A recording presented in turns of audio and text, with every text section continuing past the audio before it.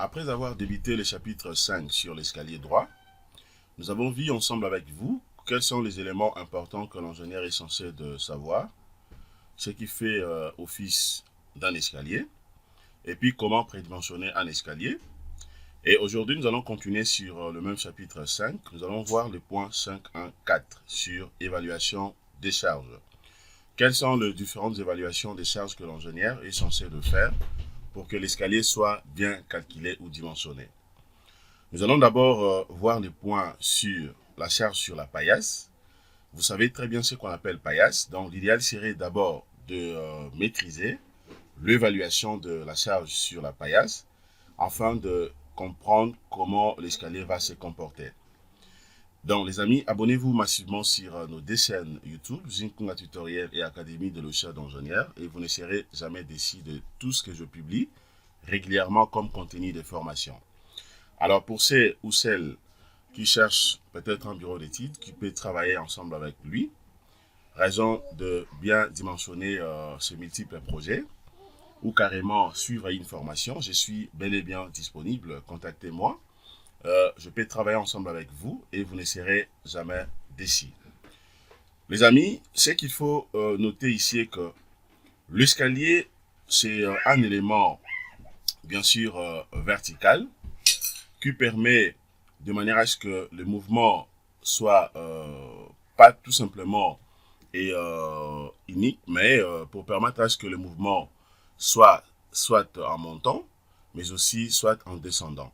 Pourquoi je le dis comme ça? Comme vous le savez très bien, l'escalier permet de manière à ce que les personnes puissent monter, tout comme les personnes puissent descendre avec, voire même l'air bien. Et donc, c'est important de le dimensionner comme il faut, de tenir compte de plusieurs sollicitations ou évaluations pour que l'escalier ne soit pas mal dimensionné. Et donc, étant donné que cela est dit, on peut évoluer, raison de savoir maintenant comment vous serez à mesure d'évaluer le charge de l'escalier.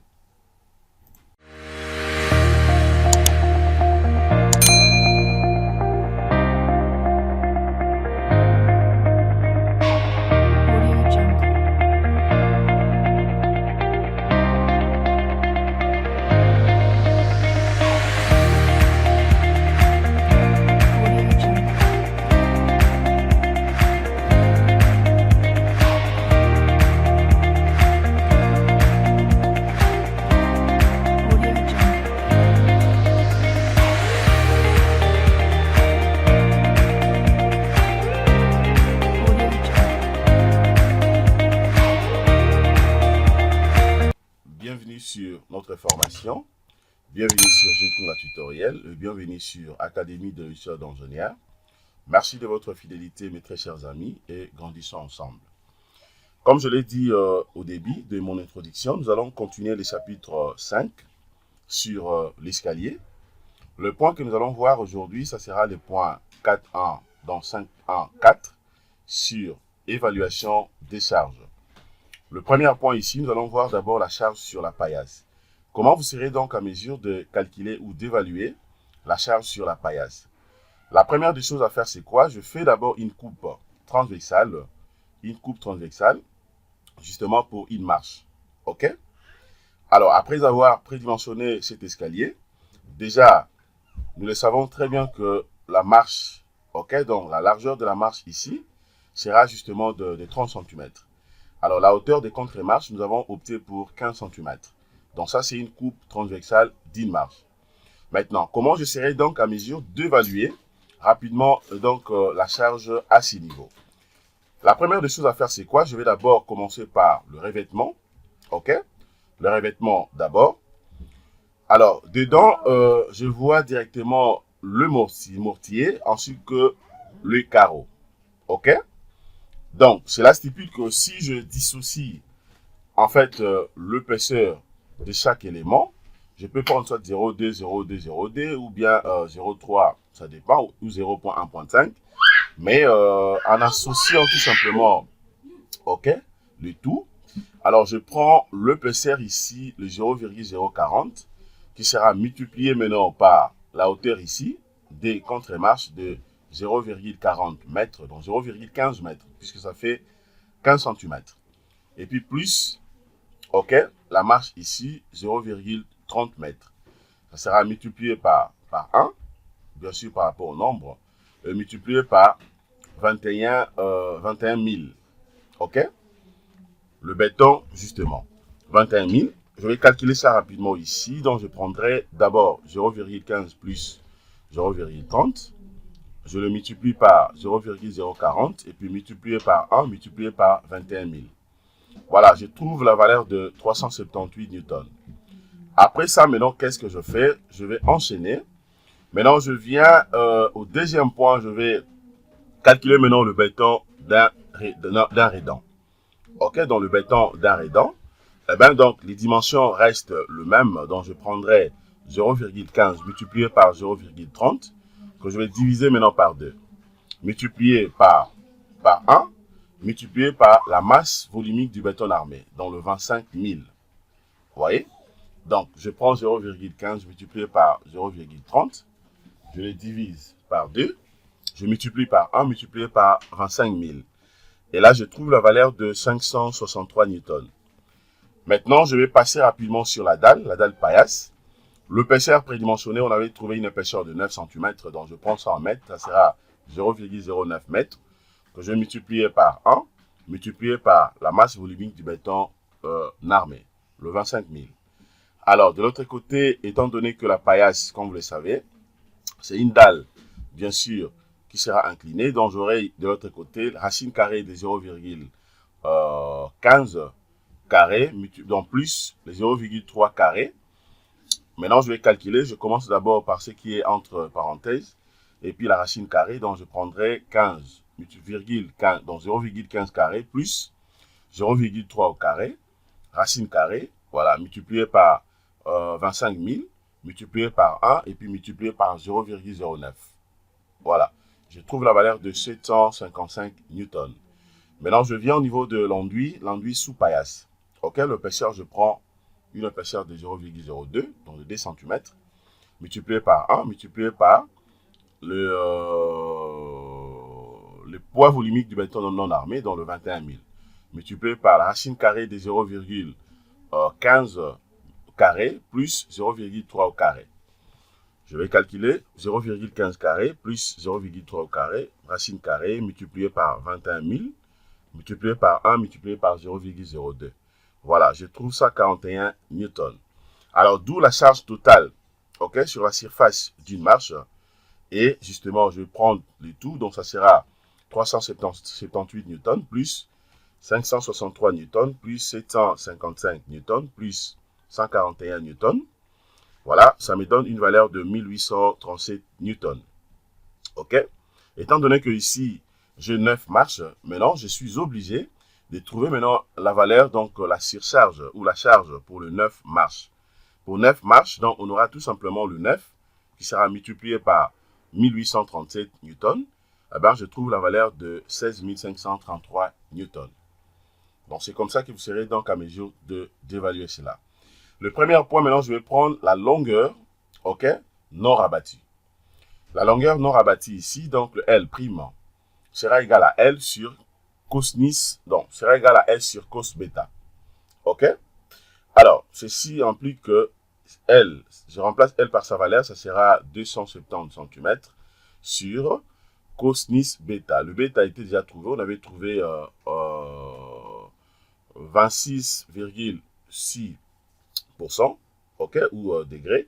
Voilà, donc je prends ça comme ça, donc c'est-à-dire que dès que je calcule, je vais prendre ma calculatrice ici, l'inclinaison, je prends 270 sur cos 26,6.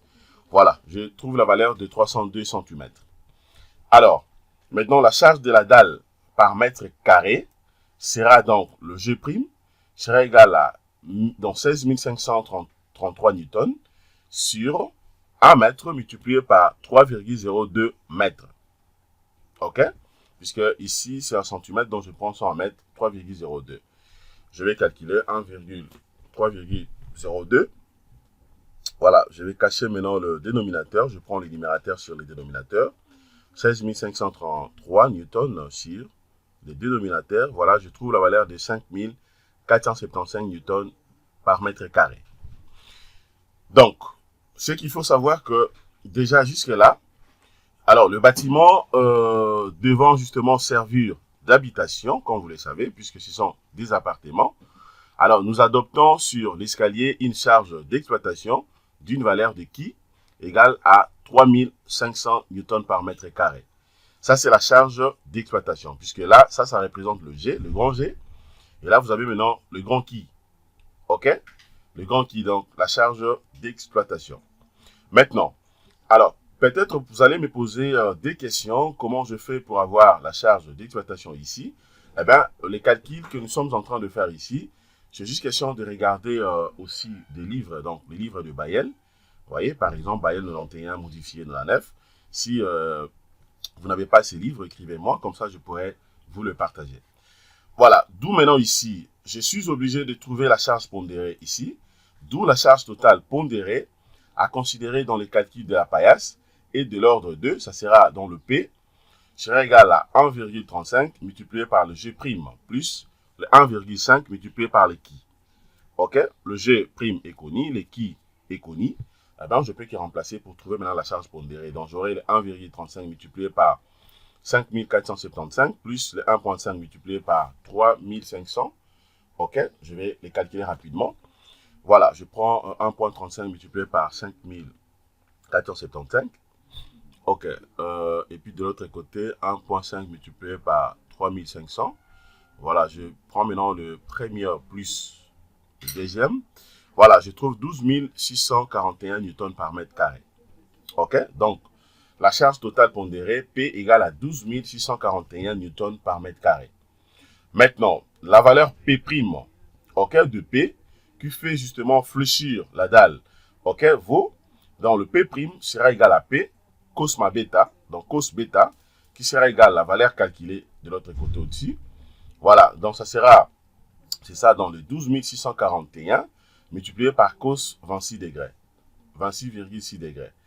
Voilà, je vais calculer ça dans 12 641 multiplié par cos 26,6. Voilà, je trouve 11 303 newtons par mètre carré. Donc le P' sera égal à 11 303 newtons par mètre carré. Ça, c'est la valeur P'. OK? De P qui fléchit justement la dalle. Alors, maintenant, l'autre point, nous allons voir maintenant la charge sur le palier. OK? Puisque là, c'était d'abord sur la paillasse. Maintenant, voyons la charge sur le palier. La charge sur les paliers aussi, c'est simple. Donc, je vais commencer par les revêtements sur la dalle. OK? Là, je vais prendre 0,06. Revêtement en termes de 2,22 en termes de quoi? De épaisseur. Multiplié par 1, multiplié par la masse volumique du béton non armé. Donc, ça me donne 12 multiplié par 1, multiplié par 21 000. Je trouve 1260 newtons par mètre carré. Maintenant, je prends le poids propre de la dalle. Eh bien, si je vais trouver le poids propre de la dalle, c'est beaucoup plus simple. C'est juste question de prendre son épaisseur, déjà de 9 cm, multiplié par 1, ok, bien sûr, et multiplié par la masse volumique du béton armé, le 25 000, ok. Eh bien, je calcule 0,09 plutôt, multiplié par 1, multiplié par 25 000, ok. Voilà. Et là, je trouve la valeur de 2250 newtons par mètre carré. Maintenant, la charge d'exploitation, eh ben, je prendrai tout simplement la valeur de 3500 newtons par mètre carré. D'où la charge totale pondérée à prendre en considération pour les calculs et de l'ordre, ça sera la même procédure dans le 1,35 plutôt, multiplié par 1260 plus 2250 plus 350 multiplié par le 1,5. Voilà, donc je vais calculer. Je prendrai le 1260 plus 2250 multiplié par 1,35. Ok, ça c'est de 1. Et puis, de l'autre côté, je prendrai 3500 multiplié par 1,5. Voilà, multiplié par 1,5. Eh bien, je trouve la valeur de 9989 newtons, ok, par mètre carré. Donc, c'est ça la charge pondérée, bien sûr, sur disons comment, le palier. Alors, je peux continuer maintenant.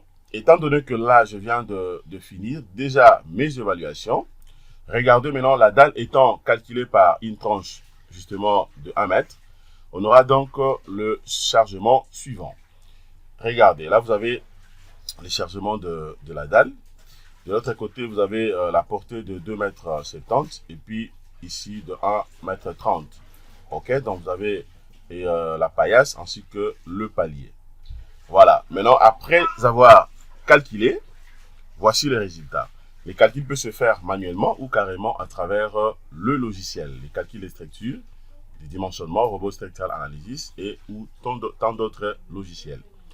Vous avez là le diagramme des moments fléchissants. Le moment max, c'est justement en travers au niveau de la paillasse. Le moment min, c'est aux appuis. Ok, à ce niveau ici. Diagramme deux efforts tranchants. Max, c'est ici, min de l'autre côté. Voilà, et puis là, vous avez dans les deux valeurs, le M max et le M. Ok, dans le M max, bien sûr, en travers, et le M max aux appuis, ainsi que la valeur de l'effort tranchant. Alors, après ça, maintenant, qu'est-ce que je fais? D'autant plus que je viens de terminer l'évaluation, nous allons voir maintenant le calcul des armatures. C'est beaucoup plus simple. Ok? Et donc, les amis, voilà ce que je voulais vous montrer concernant déjà cette formation. Je pense que vous avez suivi, vous avez bien maîtrisé comment vous serez à mesure d'évaluer le charge sur la paillasse ainsi que sur le palier. Merci de votre disponibilité. Excellente journée. Au revoir.